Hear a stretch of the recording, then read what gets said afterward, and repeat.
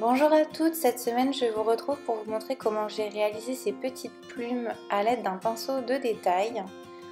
Donc pour ça j'ai appliqué sur l'ongle sur lequel je vais faire la plume un vernis blanc et sur mes autres doigts un joli vernis Parme. Donc ici c'est le numéro 103 de chez Golden Rose. Ce sont vraiment des vernis géniaux, bien crémeux, parfaits pour l'application.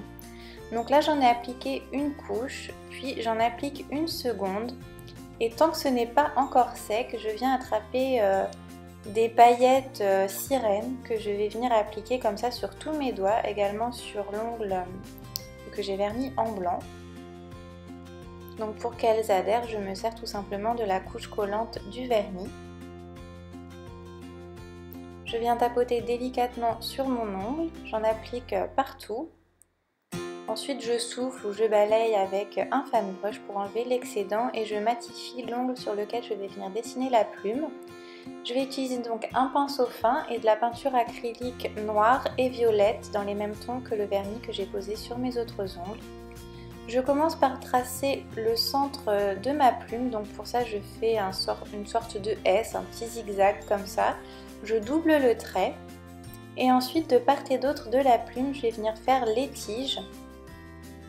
Donc pour ça je fais une courbe, je fais toujours la pointe vers le haut, je descends et pour arriver de l'autre côté en fait. C'est une sorte de S.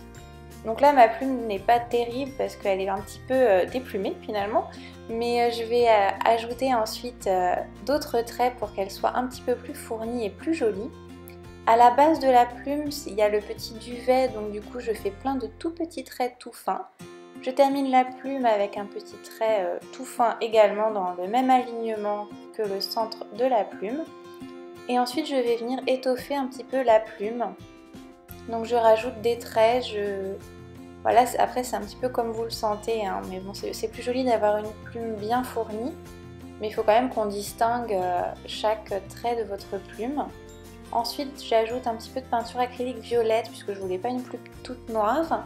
Donc je vais venir comme ça tracer d'autres traits. Je fais toujours le même trait, en fait toujours la même forme. Donc les traits sont plus fins et plus courts au début et à la fin de la plume et plus larges au milieu. Pour que votre plume ait vraiment de jolies courbes.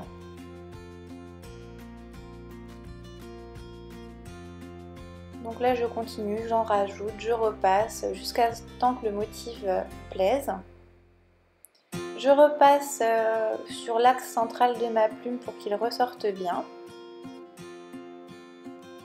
Et ensuite j'applique une couche de top coat pour bien protéger mon nail art. Et tant que le top coat n'est pas sec, j'en profite pour attraper un strass, toujours dans les tons violets. Et avec mon attrape strass, je vais venir l'appliquer à la base de ma plume. J'enlève le top coat qui est un petit peu débordé sur mes cuticules. Et voilà, ce nail art est terminé. Il brille vraiment beaucoup. Moi, j'ai adoré le porter. Dites-moi ce que vous en pensez dans les commentaires et je vous retrouve la semaine prochaine pour un nouveau tuto. À bientôt!